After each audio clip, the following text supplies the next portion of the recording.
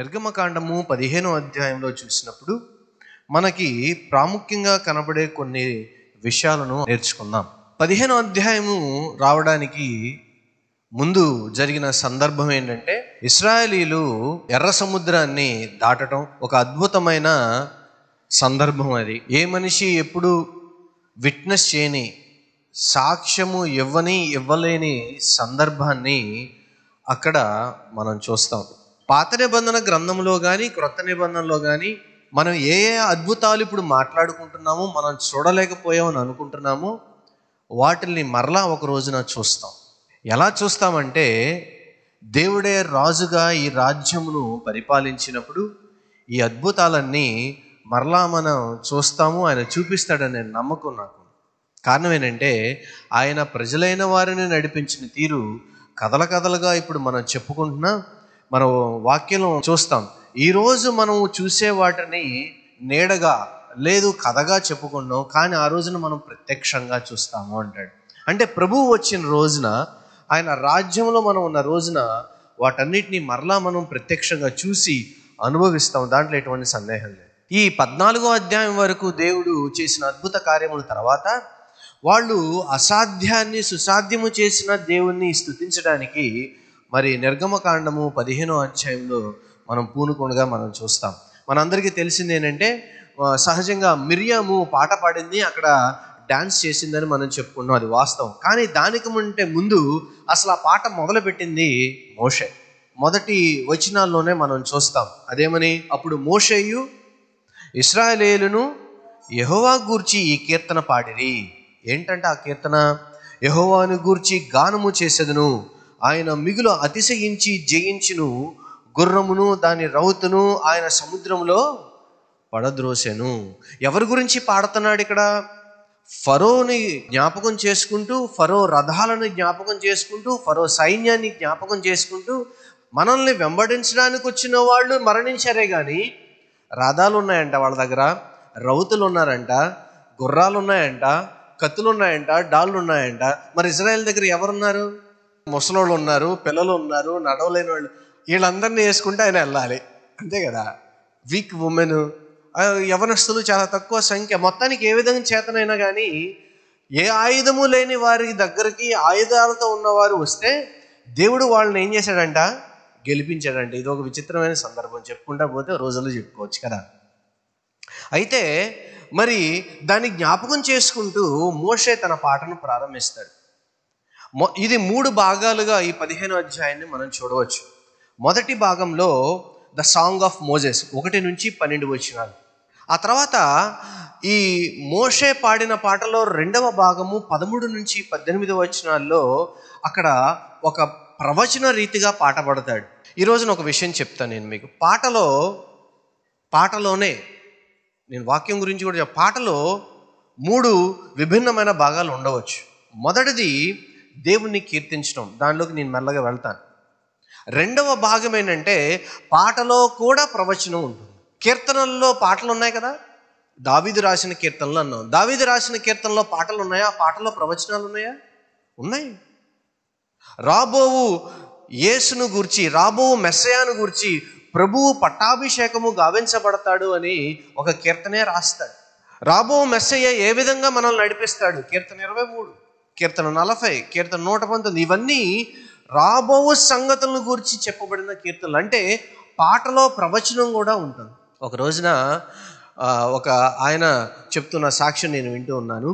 ఆ రోజునట ఆయన పాట పాడుతూ ఉంటే ఆ పాటలో నుంచి దేవుడు రేపేం జరగబోతుందో చెప్పి ఆయన ప్రయాణాన్ని ఆపుకుంటే ఆయన ప్రాణం నిలబడింది అని చెప్పగా నేను విన్నాను. అంటే పాటలో ప్రవచనం ఉంటుంది. మనం అందరం పాట సహజంగా పాడుకుంటూ వెళ్ళిపోతూ ఉంటాం, కానీ మోషే పాడిన పాటలో ప్రవచనం 13 నుంచి 18 అధ్యాయాల మధ్యలో ఆ భాగాన్ని మనం చూస్తాం. అంటే రాబోతున్న ప్రభువు, రాబోతూ ఉన్న క్రీస్తు లేదా రక్షకుడు ఏ విధంగా మనల్ని నడిపిస్తాడు, నడిపించగలిగిన సమర్థుడు అన్న విషయాన్ని ఆ సందర్భంలో మనం చూస్తాం. ఇంకో విషయం చెప్తాను. ఇది ప్రకటన గ్రంథంలో ఆ విషయాన్ని 1-2 మార్లు మనం చూస్తే మనకు అర్థమవుతుంది. చూడండి, ప్రత్యేకించి ప్రకటన గ్రంథము 15వ అధ్యాయము 3వ వచనం.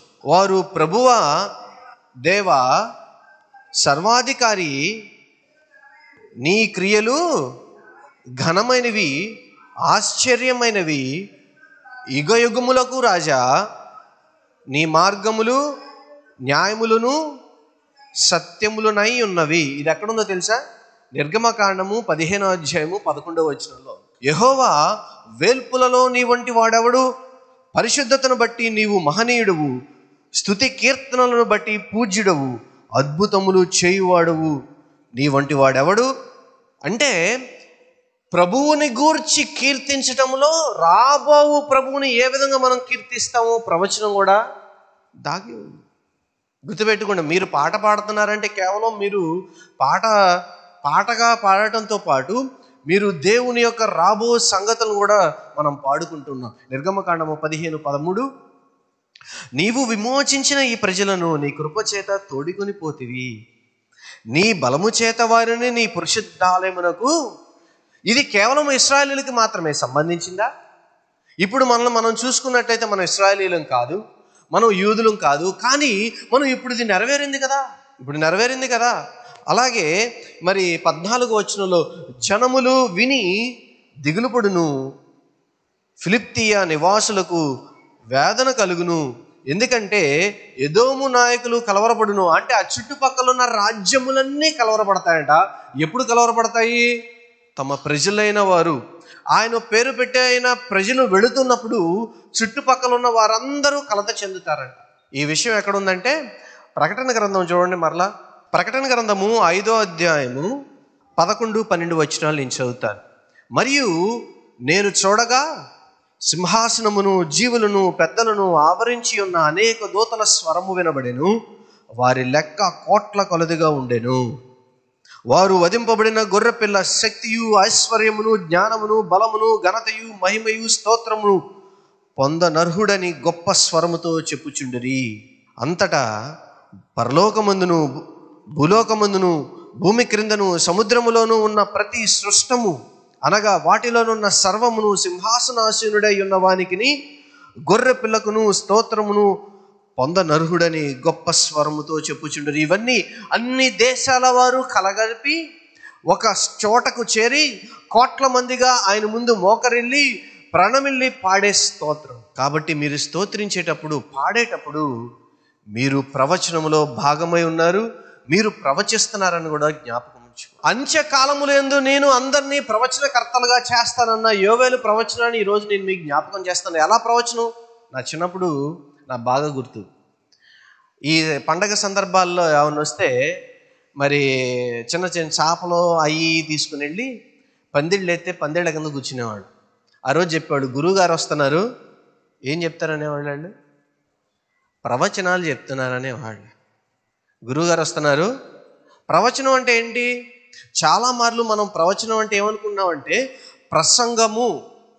కోర్స్ రైటే అది. ప్రవచనం అంటే క్రైస్తవ సంఘాల్లో ఉన్న అలవాటు ఏంటంటే మరి భాషలతో మాట్లాడి ఏదో ఎమోషనల్గా లేదా అరిచి చెప్తేనే అది ప్రవచనం అని మనం అనుకుంటాం. కానీ ప్రవచనంలో మీరు గ్రహించలేనిది, అనేక మంది గ్రహించలేని మరొక సందర్భం ఏంటంటే, మొదటిది ప్రసంగము కూడా ప్రవచనంలో భాగమే, రెండవది పాట కూడా ప్రవచనంలో భాగమే. పాట పాడిన వాళ్ళు కానీ, ప్రసంగం చెప్పిన వారు కానీ, సాక్ష్యం చెప్పిన వారు కానీ, దేవుని మాటను ప్రకటించిన ఏ ఒక్కరైనా వారు ప్రవచనంలో భాగస్థులై ఉన్నారని జ్ఞాపకం ఉంచుకోండి.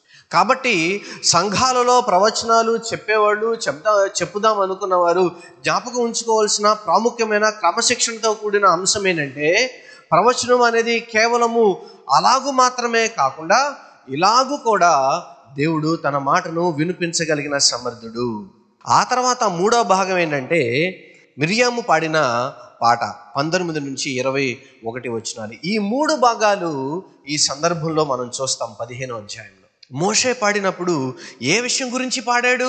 అసలు పాట అనేది మనం ఎందుకు పాడతాం?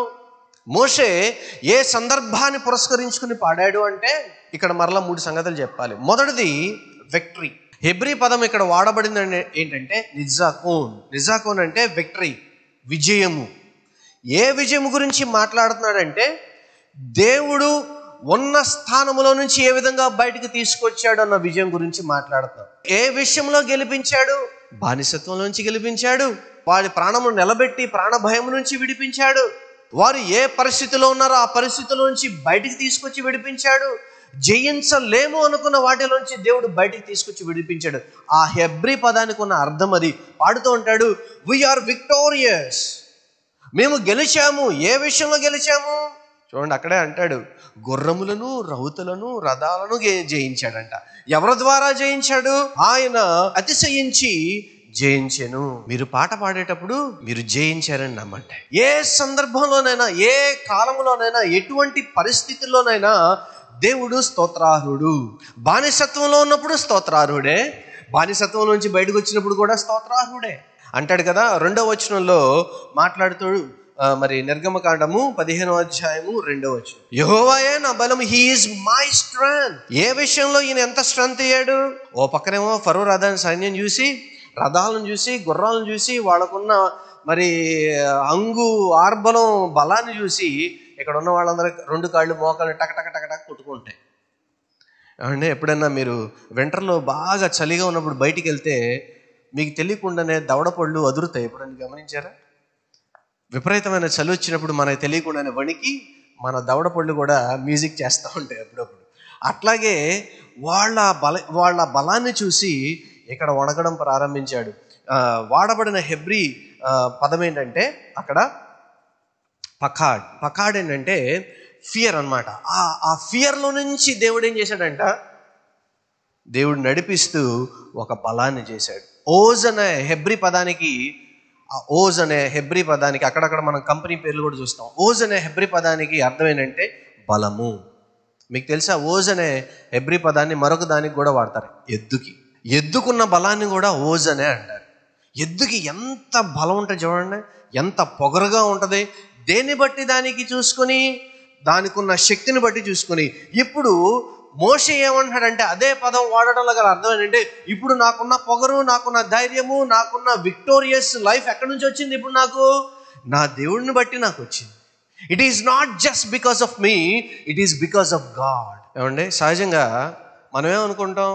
మనకు వచ్చిన దాన్ని బట్టి, మనకి మిగిలిన దాన్ని బట్టి, మనం సాధించిన దాన్ని బట్టి దేవుని స్తుతించాలి, స్తోత్రం చేయాలి అనుకుంటాం. అసలు మనకు అన్నీ బాగున్నాయనుకోండి, మన ఆరాధనకి రాగానే ఎంత సంతోషంగా ఉంటుందో. మనకేం బాగాలేదనుకోండి, బోరింగ్గా ఉంటుంది కదా. ఈ 2 ఎమోషనల్ స్టేటస్ మనకే ఉంటాయి, పక్కన వాళ్ళకి కాదు. గుర్తుపెట్టుకోండి, ఆరాధన అనేది మనల్ని బట్టి కాదు, మన గురించి కాదు, అది దేవుని గురించి మాత్రమే. ఆరాధన చేసేటప్పుడు మన మీద ఉన్న మన దృష్టిని మరల్చి, దేవుడు తన పైన, తన ఆత్మ మీద, తన కార్యము మీద, తన శక్తి మీద, తన బలము మీద, ఆయన ఏమై ఉన్నాడో దాని మీద మనల్ని ఫోకస్ చేసేటట్లుగా నడిపించేది ఆరాధన. స్తోత్రంలో ఆ శక్తి ఉంది, స్తోత్రంలో ఆ బలము ఉంది. మనం ఏమనుకుంటామంటే, ఎంతసేపు మనం బాగుండాలి కాబట్టి ఆరాధన, లేదు మనం బాగున్నాము కాబట్టి ఆరాధన చేయాలి అనుకుంటాం. కాదు కాదు కాదు, ఇది ఆరాధన అనేది మన చుట్టూ తిరిగేది కాదండి. దేవుణ్ణి సెంటర్గా చేసుకుని, దేవుడే ప్రాముఖ్యముగా ఉండి చేసేది ఆరాధన. కానీ మనిషి ప్రాముఖ్యంగా ఉండి చేసేది ఆరాధన కాదు, అది పొగడ్త అవుతుంది. మనం మనిషిని పొగిడితే అహంకారవంతుడు అవుతాడు, కానీ దేవుణ్ణి పొగిడితే ఆయన మనకు అండవుతాడు. మనం సహజంగా ఏం చేస్తామంటే, మనుషుల్ని పొగుడుతాం, మనుషుల్ని కీర్తిస్తాం, మనుషుల్ని బాబు బాబు అంటే ఏదో చేసి పెడతాను ఆశిస్తాం. కానీ you are in a wrong space. మనం ఏం చేయాలో తెలుసా? మనిషిని చుట్టూ తిరగడం కాదు, మనిషిని పొగడటం కాదు, మనిషిని ఆధారం చేసుకోవడం కాదు. మీరు దేవుని ఆధారం చేసుకోండి. మీరు దేవుని దగ్గర వంగినట్లయితే మనిషి దగ్గర వంగి ఉండవలసిన అవసరం లేదు. అంటే పొగరగాలే సమాధానం చెప్పమని వాళ్ళ మీద తిరిగి కొట్టమని నా ఉద్దేశం కాదు సుమా. మీ ఆత్మాభిమానాన్ని, మీ గౌరవాన్ని నిలబెట్టగలిగిన వాడు మిమ్మల్ని సృజించిన వాడు. మీకంటే ఎక్కువ ఆలోచన చేసి మిమ్మల్ని నిలబెట్టగలిగిన వాడు కూడా దేవుడే. అందుకని అంటాడు, నీ గురించి నీకున్న ఆలోచనల కంటే నీ మీద నాకున్న తలంపులు అధికము. మీరు పాటలు బోరింగ్గా ఫీల్ అవుతున్నారంటే మీ ఆత్మీయ ఆధ్యాత్మిక జీవితంలో ఎక్కడో డెంట్ పడింది, ఆ కుండకి ఎక్కడో చిన్న రంధ్రం పడింది. ఎవరు స్తుతించలేరో తెలుసా? పాపం ఉన్నవాడు స్తుతించలేడు, గర్వము దేవుని కంటే అధికంగా ఉన్నవాడు స్తుతించలేడు, తన గురించి తాను ఎక్కువ ఆలోచన చేసుకునే స్వార్థపరులు స్తుతించలేరు. ఎందుకు తెలుసా? వారి ఆలోచన అంతా ఎప్పుడు వారి చుట్టూ తిరుగుతూ ఉంటారు. మీకు బలాన్ని ఇచ్చేది దేవుని పాట అండి. ఏమంటే మీకు నీరసంగా ఉన్నప్పుడు గుర్తొచ్చేది పాట, మీకు ఏదన్నా కావాలనుకున్నప్పుడు అనాలోచనంగా మీకు మనసులోకి మీ ఆత్మలోకి దేవుడు తన ఆత్మ ద్వారా జ్ఞాపకం చేసేది పాట. ఇర్మియా మాట్లాడుతూ అంటాడు, నువ్వు ఉన్నత స్థలముల్లో నివసించేవాడువు, నువ్వు అద్వితీయమైన దేవుడువు, నువ్వు అద్భుతములు ఆశ్చర్య కార్యములు చేయగలిగిన దేవుడు, నీ వంటి వాడు మరొకడు లేడు, నీ తర్వాత నీ ముందు ఉండగలిగిన వాడు ఉన్నవాడు ఎవడూ లేడు. దావీదు మాట్లాడుతూ నువ్వు మహా ఆకాశములను విశాలములను సృజించిన వాడవు. సైన్స్లోకి వెళ్తే యూనివర్స్ ఎక్స్పాండ్స్. మీకు తెలుసా? We're in travelling. అంటే భూమి తన చుట్టూ తాను తిరుగుతూ సూర్యుడి చుట్టూ తిరుగుతుందని మీరు అనుకోవద్దు. ఈ గ్యాలక్సీ మొత్తం కూడా మూవ్ అవుతుంది, అది కూడా ఇంకో దాని చుట్టూ తిరుగుతుంది. ఈ గ్యాలక్సీలన్నీ ఎక్కడో ఒక దాని చుట్టూ తిరుగుతున్నాయి. సైన్స్ ఏం చెప్తుందంటే యూనివర్స్ ఈజ్ మూవింగ్. ఇక్కడ నుంచి మీరు వేరే పాలపుంతకి వెళ్ళాలంటే అది ఇంకా దూరం వెళ్ళిపోతూ ఉంటుంది. ఎందుకని? It is travelling, it is moving. దాన్ని ఆధారం చేసుకుని యెషయా అంటాడు, ఈ సృష్టి యావత్తు ఆయన స్తుతించుచున్నది. ఏమంటే సృష్టి స్తుతిస్తుందంట, పక్షులు పశుపక్షాదులు అన్నీ స్తుతిస్తున్నాయంట. ఇందాక మన ప్రకటన గ్రంథంలో చదువుకున్నాం, జలచరాదులు స్తుతిస్తున్నాయంట. నేషన్స్ రాబో రోజున మరి దేవుని ముందు, దేవుని సింహాసనం ముందు ప్రజలందరూ కోట్ల కొలదిగా స్తుతిస్తున్నారంట. అదేదో ఇప్పుడే మొదలు పెడితే పోయిద్ది కదా.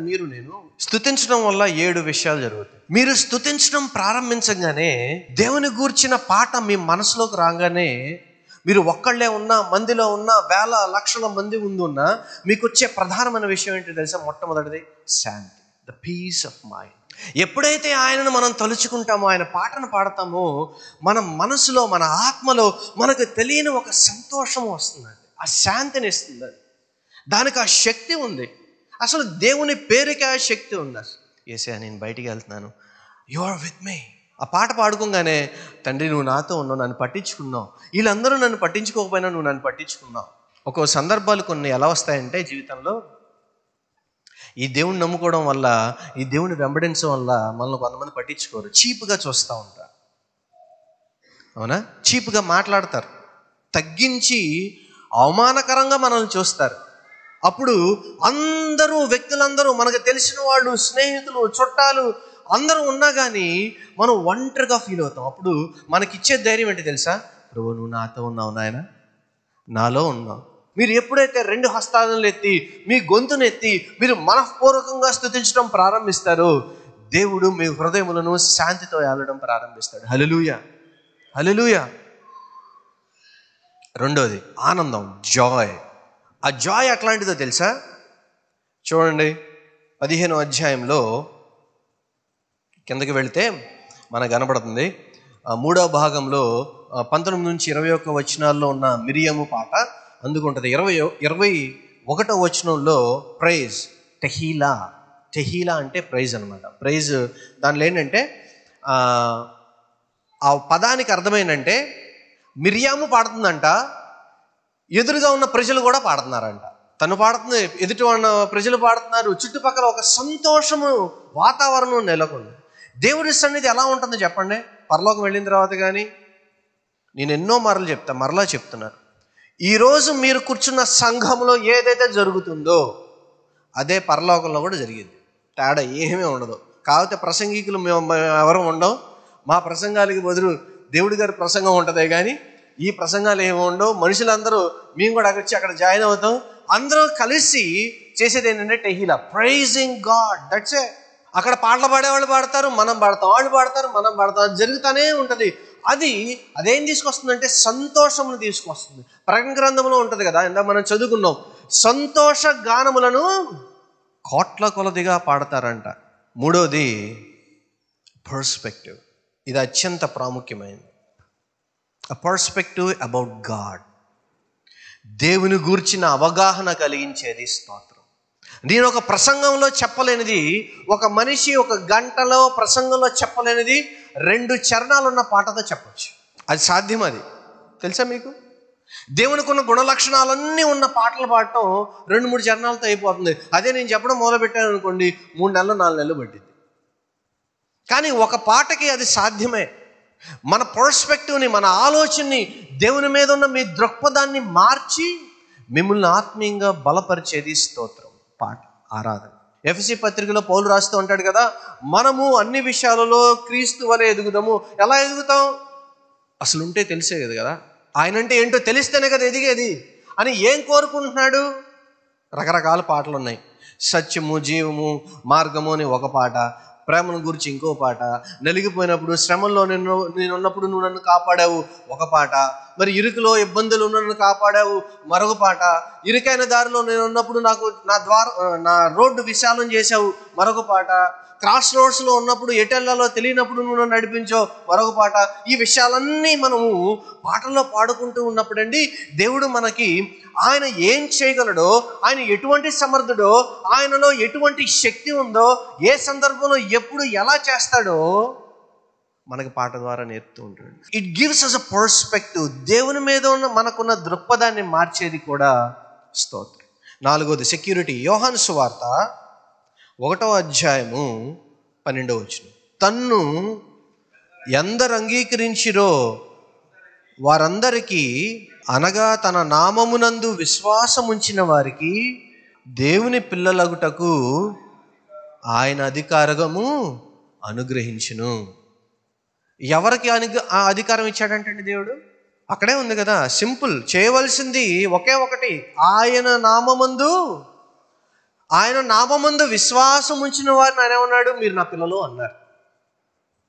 ఓకే, ఆ పిల్లలైన వారికి ఆయన ఏ విధంగా బోధ చేస్తాడు? ఉదాహరణకి మీ పిల్లలు వచ్చి మీ దగ్గరికి ముద్దు పెట్టి అమ్మ అది లేకపోతే నాన్న ఇదేం చెప్పినప్పుడు మీరు సంతోషిస్తారా? సంతోషించరు. ఆ సందర్భంలో మీరేం చేస్తారు? ఏదో ఒకటి పిల్లల్ని ఆప్యాయంగా మాట్లాడడం, చేయడం, వాడు బుద్ధులు చెప్పుకోవడం. ఇప్పుడు మీరు విశ్వాసం ఉంచారు, ఆయన పిల్లలయ్యారు, కానీ నిన్ను పట్టించుకోరు. మీ పిల్లలు మిమ్మల్ని పట్టించుకోకుండా ఇంట్లో అటు ఇటు తిరిగితే ఎలా ఉంటుంది చెప్పండి? ఉదాహరణకు అనుకుందాం, మీ పిల్లలు మీతో ఒక రోజో 2 రోజులు మాట్లాడలేదు. How do you feel? పాట ఏం చేస్తుందో తెలుసా? మనకి దేవునికి మధ్యలో ఆ బాండింగ్ని ఎక్కడా తప్పిపోకుండా, మనకు మన కుటుంబానికి, మనకు మన పిల్లలకు ఏ విధమైన బాండింగ్ ఉంటుందో, మీరు పాట ద్వారా ఎప్పుడైతే మీరు స్తుతించడం ప్రారంభిస్తారో మీకు ఆ బాండింగ్ మరింతగా పెరుగుతుంది. ఎందుకంటే పిల్లలమైన మనము తండ్రితో మాట్లాడుతున్నాం. ఎప్పుడైతే మనం మాట్లాడడం మొదలు పెడతామో మీకు తెలీదు, ఆ పాట మిమ్మల్ని కాపుదలలోనికి నడిపిస్తుంది, క్షేమంలోనికి నడిపిస్తుంది. అంటే మనం పాడకపోతే దేవుడు మనల్ని కాపాడండి అన్న పిచ్చి లాజిక్లు నన్ను అడగబాకండి. కారణం ఏంటంటే మీరు పాడినా పాడకపోయినా దేవుడు తన క్షేమమును ఉంచినా తండ్రి కొడుకుకున్న సంబంధ బాంధవ్యాన్ని మరింతగా పటిష్టం చేసేది ఆ కాపుదల మాత్రమే కాదు, మనం పాడే పాట. అదేం చేస్తుంది? ఎప్పుడైతే మనం పిల్లలమని, ఏమంటే పిల్లలు ఏదన్నా అయిందనుకోండి, నొప్పి తగిలింది అనుకోండి, ఎక్కడికి వెళ్తారు చెప్పండి? పరిగెత్తుకుంటా ముందు పక్కింటికి వెళ్తారా? అమ్మ దగ్గరకో, నాన్న దగ్గరకో, ఎవరన్నా కొట్టడానికి వస్తే నాన్న దగ్గరికి ముందు, ఎవరన్నా మాటలంటే అమ్మ దగ్గరికి, అంతే కదా చేసేది. ఎందుకని వెళ్తారు? Because they know where the protection is. వాళ్ళకి తెలుసు ఎక్కడి నుంచి వాళ్ళకి ప్రొటెక్షన్ వస్తుంది, ఎక్కడ సేఫ్టీ వస్తుందో వాళ్ళకి తెలుసు. మీరు నలిగిన హృదయంతో శ్రమల్లో ఉన్నప్పుడు, ఇబ్బందుల్లో ఉన్నప్పుడు, ఇరుకులో ఉన్నప్పుడు, వెన్ ఎవ్రీబడి లెఫ్ట్ యూ, అందరూ నిన్ను వదిలేసినప్పుడు, ఎవరో నిన్ను పట్టించుకున్నప్పుడు, ఆర్థిక పరమైన ఇబ్బందులు ఉండి నిన్నెవరో ఛేదరించుకున్నప్పుడు, నీ కులాన్ని బట్టో, నీ మతాన్ని బట్టో, నీకున్న విశ్వాసాన్ని బట్టో, నీకున్న చదువును బట్టో నిన్నెవరో పట్టించుకున్నప్పుడు, నీకు క్షేమమును కలగజేసి నువ్వు దేవుని మందిరానికి వెళ్ళినప్పుడు, ఆయన ఇంటికి వెళ్ళినప్పుడు, ఎప్పుడైతే ఇక్కడికి వచ్చి ఆయన పాటలు పాడడం ప్రారంభిస్తావో ఆ క్షేమాన్ని, భద్రతను దేవుడు మరింతగా పెంచుతాడు, తెలియజేస్తూ ఉంటాడు. You don't have to worry. నువ్వు బాధపడాల్సిన అవసరం లేదు, నీ కొరకు నేను ఇక్కడ ఉన్నా. సొలొమోను ప్రార్థన చేసి అంటాడు కదా, మందిరాన్ని ఓపెన్ చేసినప్పుడు ఎవరైతే నీ సన్నిధికి వస్తారో, ఎటువంటి పరిస్థితుల్లో వస్తారో, ఏ దీన మనసుతో వస్తారో వాళ్ళని నువ్వు చూసి ఇక్కడ నువ్వు కాపాడు వాడవు. దేవుని సన్నిధిలో ఆ శక్తి ఉంది. ఈ మందిరానికి ఎప్పుడైతే వస్తావో, దేవుని మందిరానికి ఎప్పుడైతే అడుగు పెడతావో, ఎప్పుడైతే నువ్వు పాడటం మొదలు పెడతావో, నీ ఇంటికి నువ్వు వచ్చినట్లు, నీ బాధను నువ్వు చెప్పుకున్నట్లు, ఆ బాధను దేవుడు ఏం చేస్తాడు? You don't have to worry about my kid, I'm there for you. తర్వాత రిలీఫ్, విడుదల. కీర్తన 8:2. శత్రువులను పగ తీర్చుకుని వారిని మాన్పివేయుటకై నీ విరోధులను బట్టి బాలుర యొక్కయు చంటి పిల్లల యొక్కయు స్తుతుల మూలమున నీవు ఒక దుర్గమును స్థాపించి ఉన్నావు. హల్లెలూయా. శత్రువుల దగ్గర నుంచి నీ మీద ఎవరైతే పగ తీర్చుకోవడానికి వస్తూ ఉన్నారో, నువ్వంటే గిట్టని వాళ్ళు ఎవరైతే ఉన్నారో, నిన్ను నాశనం చేయాలని, నష్టము చేయాలని ఎవరైతే వస్తున్నారో, నువ్వు కాకపోతే మీ పిల్లలు లేదా మీ తరాల వాళ్ళు ఎవరైతే ఉన్నారో, ఎవరైతే నీ దగ్గరకు వచ్చి నిన్ను, నీ కుటుంబాన్ని, నీ పరిస్థితిని డిస్టర్బ్ చేయాలనుకుంటున్నారో, దేవుడట వాళ్ళ నుంచి నిన్ను కాపాడడానికి నువ్వు స్తుతించకపోయినా, నీ ఇంట్లో ఉన్న పిల్లలు స్తుతించినా కానీ ఆ పిల్లల స్తుతిని ఆధారంగా చేసుకుని దేవుడు ఒక కోట గోడను కడతాడంట. మనచు ఏమండే, ఒకప్పుడేమో స్తుతి చేస్తే ఎరుక గోడలు పడిపోయినాయి, ఇప్పుడు మన పిల్లలు స్తుతిస్తే మన చుట్టూతో కోట గోడలు కడతాడు. ఏ స్తుతిని ఆధారం చేసుకుని మరొక కోట గోడలు పడగొట్టాడో దేవుడు, అదే స్తుతిని ఆధారం చేసుకుని మీ చుట్టూతో కూడా కోట గోడలు కట్టగలిగిన సమర్థుడే ఉన్నాడు. హల్లెలూయా. దాన్ని బట్టి మీకు విడుదల. ఆయన చేసే కార్యములన్నీ విచిత్రంగా ఉంటాయి. 6వ ఎఫెసీ పత్రిక 5వ అధ్యాయము 17వ వచనం. పిలుపునిస్తూ ఉన్నాడు ఎఫెసీ సంఘానికి పౌలు. ఏమని? ఇందు నిమిత్తము మీరు అవివేకులు కాక ప్రభు యొక్క చిత్తం ఏమిటో ఎలా, దేవుడు ప్రభువా నీ చిత్తం ఏంటో నాకు తెలియదు, ప్రభువా నీ చిత్తం ఏంటో ఎలా తెలుస్తుంది దేవుని చిత్తం? మీకు చెప్పండి అబ్బా. ఏమండి మీరు చెప్పండి. దేవుడు తన చిత్తమును ఏ విధంగా బయలుపరుస్తాడంటే, ఎప్పుడైతే మీరు ఆయన సన్నిధిలో మీరు వెళ్ళి పూర్ణ మనసుతో, పూర్ణాత్మతో ఆయన స్తుతించడం మొదలు పెడతారో, ఆయన సంతోషించి అప్పుడు ఆయన ఇష్టమును మీకు తెలియజేస్తాడు, తన ప్రణాళికను మీకు బయలుపరుస్తాడు. గుర్తుపెట్టుకోండి, there is a wisdom in pricing God. ఎప్పుడైతే ఆయన ఇష్టము, ఆయన చిత్తం మీకు తెలుస్తుందో, మీరు ఎటువంటి నిర్ణయాలు తీసుకోవాలి, ఎటువంటి నిర్ణయాలు తీసుకోకూడదు, ఏది మంచి ఏది చెడు, ఎక్కడ నష్టం ఉంది, ఎక్కడ బాగుంది, ఎక్కడ బాగాలేదు, దేవుడు ఆ జ్ఞానమును మీకు మీ మనసుకు తెలియజేస్తాడు. జ్ఞాపకం ఉంచుకోండి, స్తుతిలో శక్తి ఉంది. చివరిది మనందరికీ ప్రస్తుతం తగ్గిపోతుంది, ఫోకస్, ఏకాగ్రత. అసలు ఫోన్ మీద, స్క్రీన్ మీద అంత ఏకాగ్రత పక్కన వాళ్ళ మీద ఉండట్లేదు, కానీ స్తుతి చేసేటప్పుడు మాత్రము దేవుని మీద ఉన్న ఏకాగ్రత మరింతగా మీకు పెరుగుతుంది. దేవుని మీద మీరు ఏకాగ్రత ఉంచండి, ఆ ఏకాగ్రత మీకు అన్ని విషయాల్లో ఉపయోగపడుతుంది. కుటుంబ విషయాల్లో ఉపయోగపడుతుంది, చదువులో ఉపయోగపడుతుంది, దేవుని స్తుతించడానికి ఉపయోగపడుతుంది. మీరు సాధించవలసిన వాటిలో ప్రతి ఒక్క దానిలో మీకు అది ఉపయోగపడుతుంది. ఇప్పుడు చెప్పండి, స్తుతిలో శక్తి ఉందా లేదా?